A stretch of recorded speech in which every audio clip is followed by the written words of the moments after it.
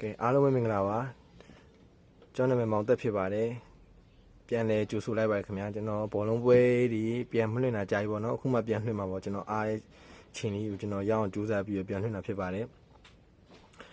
ကျွန်တော်ဒီနေ့ညကမ်မရီရဲ့နဲ့မန်စီးတီးပေါ့နော်ပွဲရတော့အများကြီးပါလီဗာပူးဆင်အာကြီး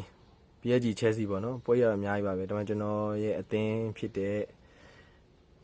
ဗီရဲ့အသင်းကိုကျွန်တော်ပြောရမှာဖြစ်ပါတယ်ဗီရဲ့အသင်းကတော့ကျွန်တော်တနည်းကုံလုံးအမှန်တမ်းပြောရမယ်ကျွန်တော်တနည်းကုံလုံးလိုက်ကြည့်ရပေါ့နော်ပွဲကြိုသုံးသက်ချက်ဒီဗီရဲ့သတင်းတွေ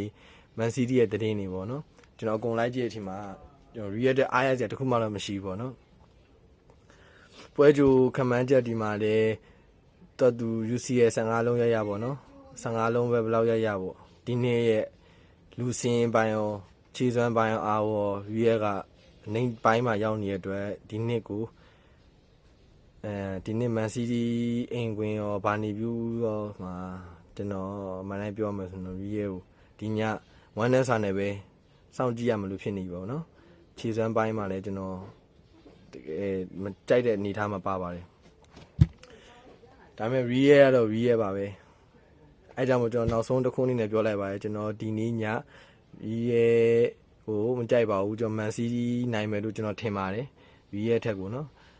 မန်စီးတီးနိုင်မယ်လို့ကျွန်တော်ထင်တယ်အဲအကြောင်းမလို့ကျွန်တော်ဝမ်းနဲ့စာကျွန်တော်အသင်းဖန်တယောက်အနေနဲ့ဝမ်းနဲ့စာနဲ့ပဲမန်စီးတီးနိုင်မှာကိုပဲကျွန်တော်